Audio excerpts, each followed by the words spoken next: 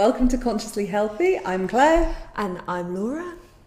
And today we are going to talk to you about detoxing your life. Yes, this is number 2 in our steps to reclaiming your life. And it's an important one. It is a biggie. And it's not just about detoxing food. It's not, is it? It's bigger than that. So much bigger. So how are you? Oh, yes, I'm good. Anything to report? I am thinking of doing a detox, actually. I've definitely seen sugar creeping into my diet a bit too much, so I can feel a bit of a sugar fast coming on. How about you?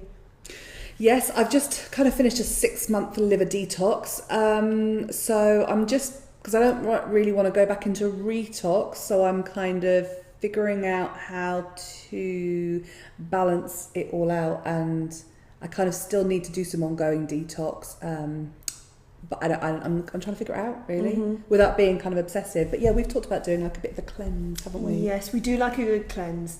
And we have done many detoxes in our time. Like a mung bean fast for 40 days. That was fun. Yeah, not for our partners. You ended up divorced. Yeah, that is how that ended up. But it was part of our yoga training, and we had to eat, well, actually, we chose to eat for 40 days the same food, which was a mung bean curry. And it had cardamom pods in it, which I can't bear.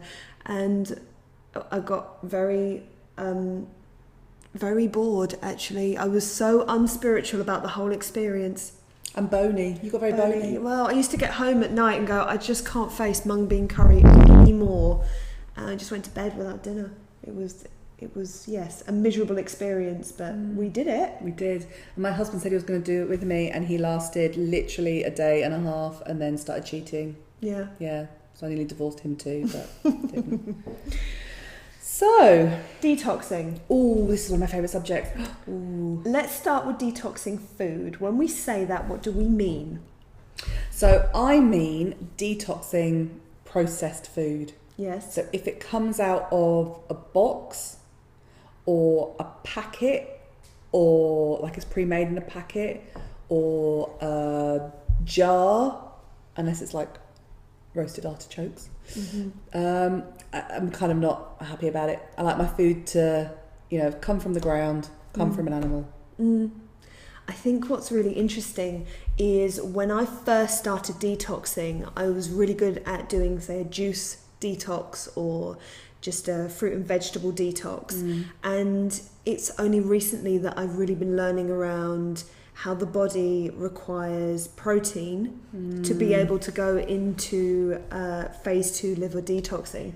So I know the program that we run within our clinics, it includes meat protein and vegetable protein, because you need that protein to be able to move the liver into detox phase 2. Yeah, and so a lot of juice fasts kind of don't really serve people because the liver can't then do the deeper detoxing. So it's a really interesting thing to start investigating. I think for me as well, a detox definitely is the clean food. The biggies to cut out with a detox would be wheat, maybe all grains, dairy and sugar. Yeah. Processed sugar. Fruit sugars are okay. And caffeine. And alcohol. And smoking. Oh, it's actually quite a list, isn't it? Okay, yeah, maybe it is.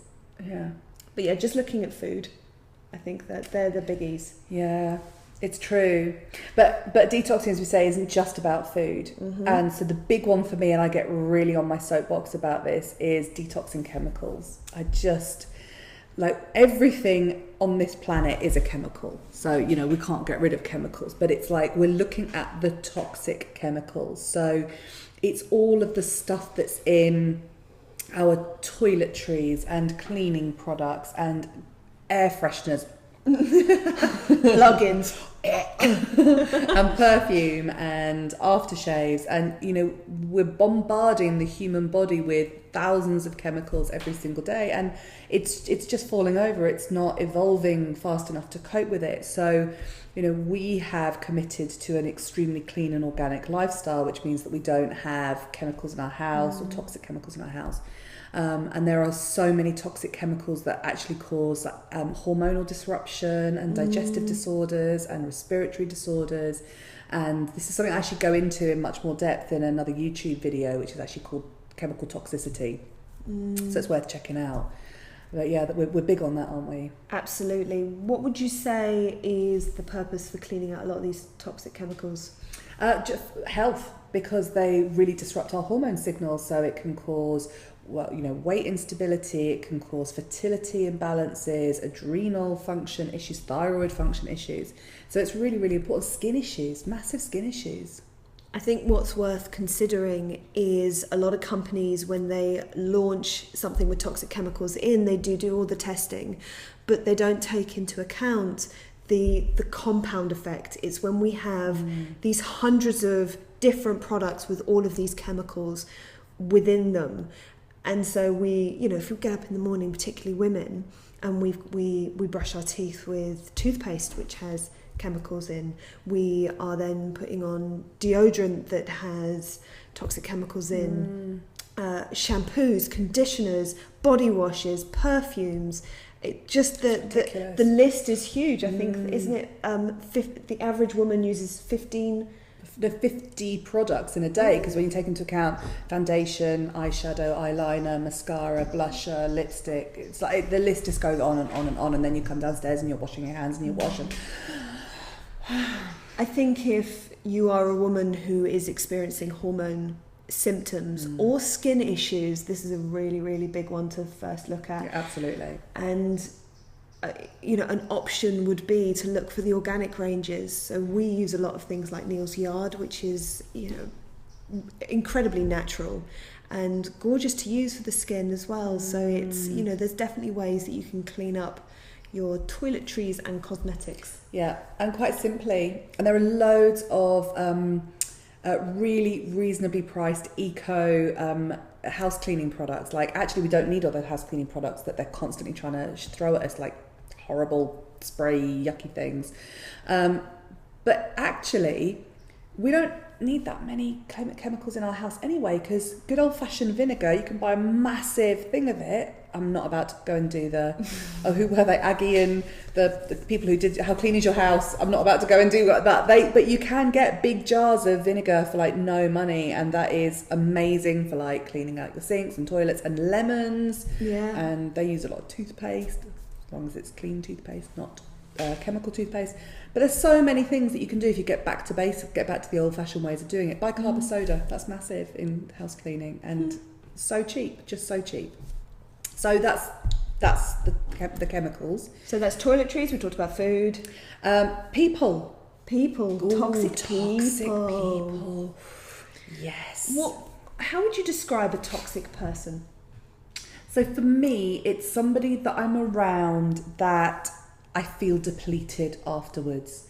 So it's either that they're very negative or they're extremely judgmental of me. Yeah. And it's great to have feedback on how I can evolve and grow, but it's just if people are in judgment of the way that I live my life and then just constantly having a go at me, I'm not interested. Yeah, absolutely.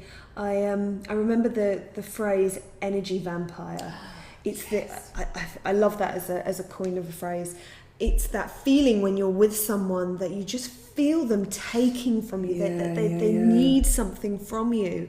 And actually to cleanse those people out of your life, to make room for people who are supportive and encouraging and light and willing to look at their stuff rather than blaming other people. I think a people cleanse is a nice one. People cleanse is a nice one. And then finally, a thought cleanse, because it's so easy for us to really be judgmental of ourselves and others, and just constantly having a go about us, go, oh, I'm really stupid, I'm really thick, I'm really fat, I'm really, these thoughts can occupy our mind thousands of times a day, and actually drawing attention to it and stopping it, because then we'll be less judgmental of others. Yeah, toxic thoughts. Bringing awareness to the toxic thoughts is probably the first step. Because that's a lifelong journey, not doing it. Yeah. Right? Yeah. So top tips? I would recommend to give a detox a go. And I think we've given a list of lots of different ways that you can detox.